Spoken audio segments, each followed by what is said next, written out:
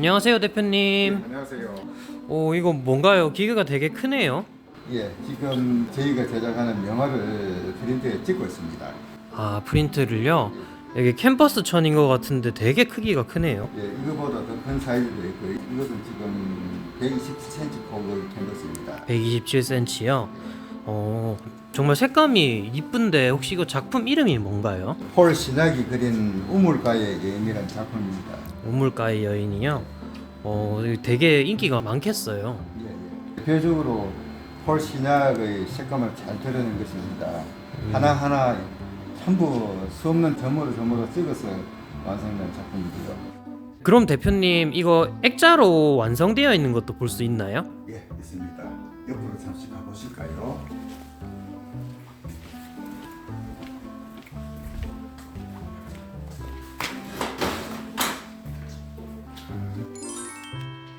대표님, 우물가의 여인들이 폴 시략의 작품이라고 하셨는데 폴 시략은 어떤 화가였나요?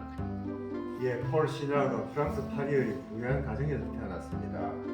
원래 화가를 지망한 것은 아닌데 모네의 작품 전시회에서 영감을 얻어서 화가로 전격 전향했답니다. 폴 시낙은 신인상파를 주도했고 점묘파의 대가입니다. 점묘파는 이젤 캔버스 위에 점을 꼭꼭꼭꼭꼭 하염없이 찍어서 그림을 그리는 기법을 말합니다. 우물가의 여인은 1892년도에 제작을 하였습니다. 당시에 엄청 충격적인 화법이었겠네요. 그러면 이 화가의 특징은 어떤 게 있을까요? 폴 시낙은 그림과 이 색채를 통하여서 사람과 사람 사이에 교감을 하고자 하였습니다. 전묘파는 폴 시낙과 쉐라가 주도를 하였는데 그림 자체는 보기는 좋을지 모르겠지만 그리는 과정이 너무나 힘들어서 수많은 학생들이 그리다 결국 야반 도주를 다 하고 말았답니다. 폴 시낙의 대 이후에는 전묘파가 사실상 대가 끊어지게 됩니다.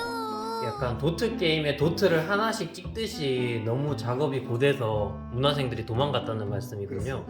그러면 지금 보이는 우물가의 여인들은 이 작품만의 특별한 점이 있을까요? 보시는 바와 같이 이 그림은 아주 강렬한 오색 대비입니다.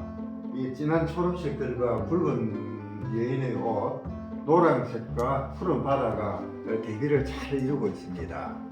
두 여인이 마주 보면서 물을 깃고 있습니다. 한 여인은 항아리 두 개를 양손에 들고 높이 높은 언덕 위에 집으로 가고 있네요. 그림 전체를 해석을 해보면 한가로운 전점이 되어있는 이런 돛담배와 등대, 그리고 여인들이 그 화사한 옷차림은 화려하고 아무런 근심 걱정이 없는 그런 풍경입니다만 자세히 보면은 무거운 항아리를 들고 이 물을 끊임없이 언덕 위에 집으로 갖다 날라야 하는 과정을 생각해 보면 사실 목욕조차도 제대로 할 수 있을까 할 정도의 어려운 삶이었을 겁니다. 그러나 폴 시낙은 이 모든 것을 그림으로 멋있게 아름답게 성화를 시켰습니다. 저도 2리터짜리 페트병 물을 많이 옮겨봤었는데요. 그때 가장 무거운 물건들 중에 하나였던 걸로 기억하고 있습니다. 아마 당시 여인들은 좀 이두근, 삼두근이 많이 발달했지 않았을까라는 생각이 들고요. 폴 시낙은 실제로 같은 점묘파 화가인 세라와도 굉장히 친분이 높았던 걸로 알고 있는데 대표님은 어떻게 생각하시나요? 예, 그렇습니다. 세라와 폴 시낙은 점묘파의 상두마차로서 이 두 사람이 친밀하였는데 불행하게도 세라는 31세에 요절했답니다. 그리고 세라의 죽음에 상심한 폴 시낙은 방황을 하기도 하였는데 우물가의 여인은 세라의 서커스 그림을 보고서 영감을 받아서 그렸다고 합니다. 이게 제작 연도를 보니까 세라가 사망한 다음 연도에 이 작품이 완성이 되었더라고요. 아마 폴 시낙이 세라를 추모하면서 작품을 그리지 않았을까라는 생각이 듭니다. 한편 속설에 의하면 이 우물이라는 것이 특별한 의미가 있다는데 어떤 의미가 있나요? 우리가 흔히 이제 꿈을 꾸고 해몽을 할 때도 우물을 짓는 행위는 재물을 얻는 행위, 행운이 들어오는 그런 의미로 많이 해석을 합니다.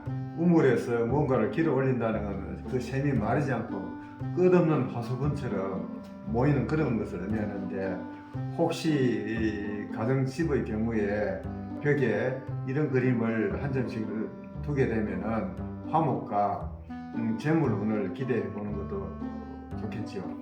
그러면 저도 좀 요즘에 재물운이 많이 필요한데 혹시 집에 걸면 좋은 기운을 받을 수 있을까요? 네, 알겠습니다.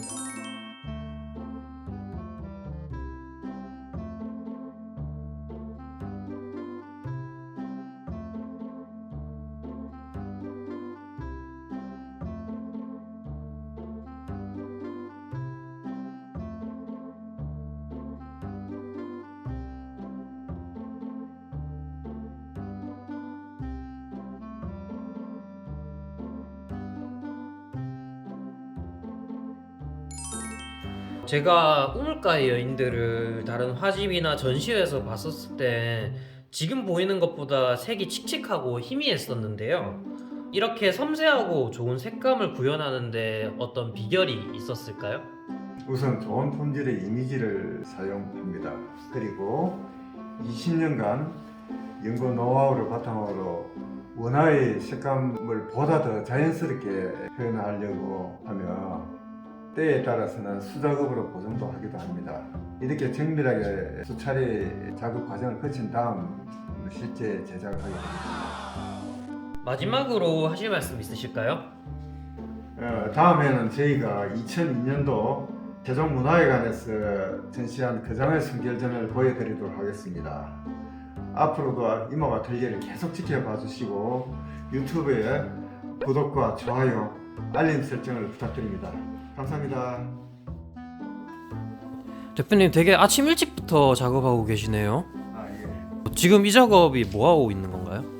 이것은 저희가 캔버스 위에 프린트하거나 리터칭한 작품을 최종적으로 보존 처리를 하고 있습니다.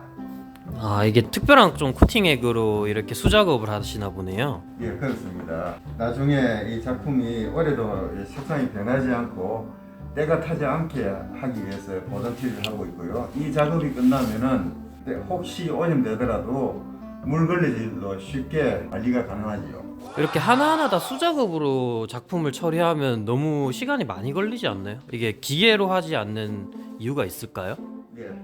여기에 보면은 각 작품마다 각 고유의 푸터치 느낌이 있어요. 거기에 맞춰서 마무리도 그렇게 끝내야 되는 것이고요. 기계를 할 경우에는 똑같은 패턴으로 코팅을 하게 되면 좀 느낌이 덜하다고 할 수 있겠죠. 야, 이렇게 장인 정신으로 한 땀 한 땀 코팅하고 작업을 하니까 이게 홈쇼핑이나 인터넷에서 사는 그런 대량 제품들이 품질을 따라올 수 없겠네요. 예, 그렇습니다.